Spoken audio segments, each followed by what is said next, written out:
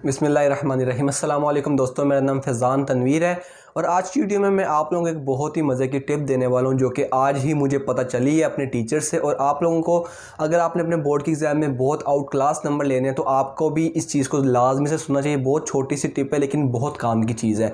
तो आप लोगों ने इस वीडियो को शुरू से लेकर आखिर तक देखना, क्योंकि मेरा खुद दिल किया कि यार अगर ये चीज़ मुझे पता चली है तो मैं इसको आगे भी आप लोगों के साथ शेयर करूँ। तो आप लोगों ने भी इसको मज़ीद आगे शेयर करना है, ठीक है। तो आज की वीडियो में जिन बच्चों ने, क्योंकि ये वीडियो उन बच्चों के लिए बिल्कुल नहीं है जिनके माइंड में अभी भी है कि यार हम लोग थोड़े नंबर लेकर पास हो जाएंगे, ठीक है। क्योंकि अब टाइम गुजर चुका है, टाइम एक अच्छा हमें टाइम ने मौका दिया कि हम लोग अपने आप को इस पोजीशन पर लेकर आएँ कि हम पूरे नंबर लें। तीनों सब्जेक्ट हैं, साइंसिस के सब्जेक्ट है, साइंसिस के सब्जेक्ट में तो नंबर भी पूरे आते हैं और एक सब्जेक्ट पर हमारे 3 सब्जेक्ट बेस करते हैं। एक हमारा वो वाला सब्जेक्ट, दूसरा हमारा जो उसके कोरस्पॉन्डिंग हमारा सेकेंड ईयर का एक सब्जेक्ट होगा, उसके साथ साथ हमारी फर्स्ट ईयर भी इसी पर बेस करती है। तो हर बच्चे के माइंड में ये एम होना चाहिए कि मैंने पूरे नंबर लेने हैं। तो उसके लिए उसको तैयारी किस लेवल पर करनी चाहिए वो आज की वीडियो में मैं आप लोगों को बताऊंगा। तो चलिए आज की इस वीडियो को शुरू करते हैं।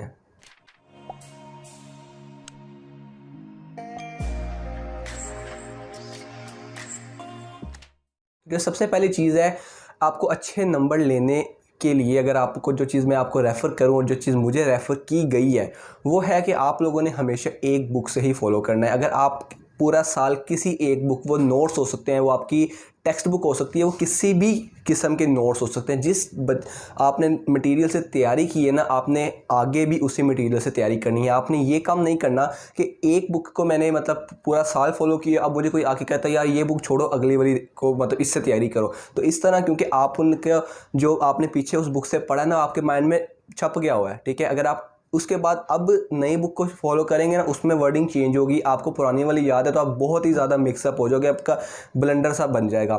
तो आप लोगों ने एक ही बुक को फॉलो करना है, ठीक है, उसी को याद करना है। आप उसमें एडिशन कर सकते हो, आपको किसी दूसरी बुक से कोई अच्छा मटेरियल मिला है तो आप इसमें ऐड कर सकते हो, लेकिन आपने पूरी बुक को अपना जो जिस सोर्स से आप पढ़ रहे हो उसको बिल्कुल भी चेंज नहीं करना।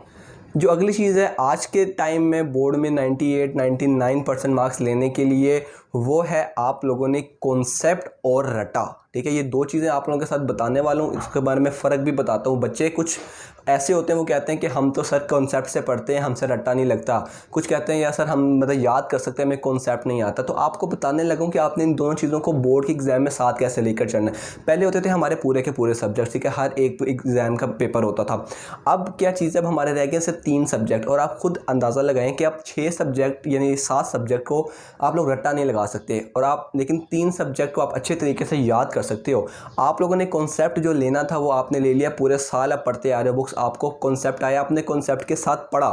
लेकिन अब का जो टाइम है, क्योंकि अब हर बच्चा क्या कर रहा है, उसको याद करने की कोशिश कर रहा है कि यार मेरे कहीं से भी नंबर ना कटे, मुझे वर्ड टू वर्ड चीज़ याद हो। वैसे भी हमारा सिलेबस बहुत कम है।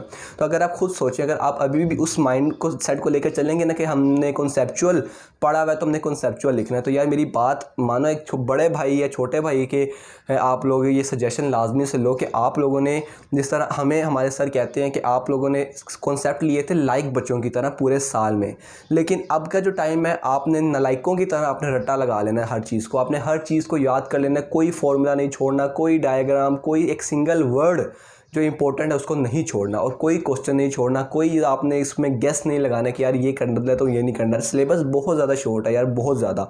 तो इसलिए आप लोगों ने भी क्या करना है, रट्टा लगाना है, अच्छे तरीके से याद करना है। मैं रट्टा बार बार लगूंगा वो बहुत अजीब सा लगेगा, तो मैं कह रहा हूँ अच्छे तरीके से एक एक चीज़ याद करनी, कोई चीज़ भी नहीं छोड़नी, एक सिंगल पेनी भी आप लोगों ने नहीं छोड़नी जो कि आपको ना आती हो, ठीक है। और आप लोगों ने कॉन्सेप्ट लेना था, कॉन्सेप्ट तो आपने ले लिया, आपको समझ आ गई टॉपिक की, आप उसको याद करके, क्योंकि बोर्ड की रिक्वायरमेंट है कि आपने उनको लिखा हुआ दिखाना, उन्होंने आपके कॉन्सेप्ट नहीं, उन्होंने आपका जो लिखा हुआ है आपके पेपर के अंदर वो देखने। और इस तरह फिर आप लोगों ने अपने बोर्ड के एग्ज़ाम में बहुत अच्छे नंबर 95+ नंबर लेकर आ सकते हैं। अगली चीज़ है जो कि आपको आपके बोर्ड के एग्ज़ाम में बहुत ज़्यादा हेल्प करेगी 95+ मार्क्स लेने के लिए, वो है आपकी राइटिंग की सिमेट्री।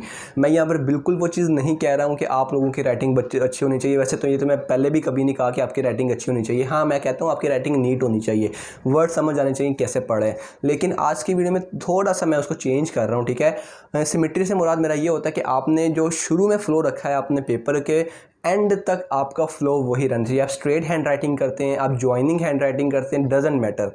आपने अगर जॉइनिंग स्टार्ट की है तो आपने एंड तक जॉइनिंग राइटिंग ही रखनी है। अगर स्ट्रेट राइटिंग आप करते हैं तो आपने एंड तक स्ट्रेट राइटिंग करनी है। ये नहीं करना कि पहले सीधा सीधा लिख रहे हैं फिर तो टेढ़ा टेढ़ा करके लिखना शुरू कर दिया, ऐसा बिल्कुल नहीं करना।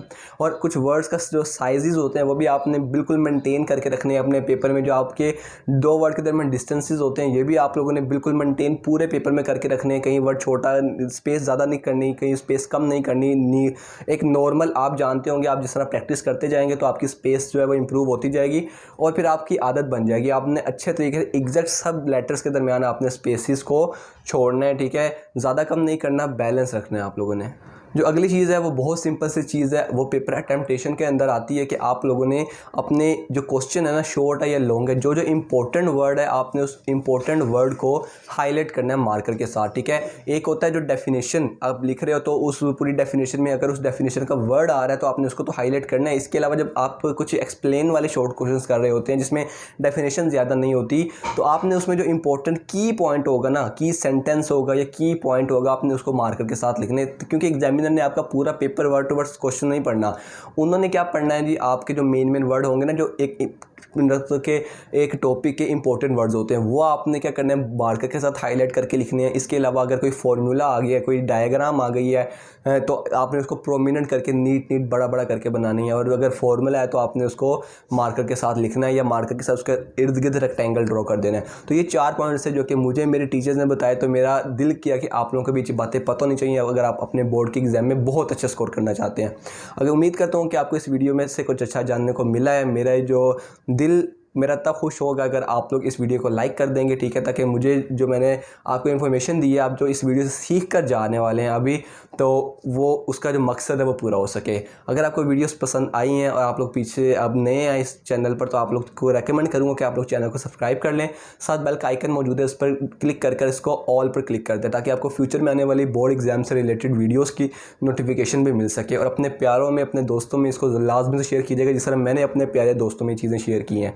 तो आप लोगों का बहुत शुक्रिया इस वीडियो को पूरा देखने के लिए। आप मुझे अपनी दुआओं में याद रखें, अपना बहुत सा ख्याल रखें, पढ़ाई लाजमी से करें, ठीक है, कोई चीज़ भी मत छोड़ें। टेक केयर, सी या, अल्लाह हाफिज़।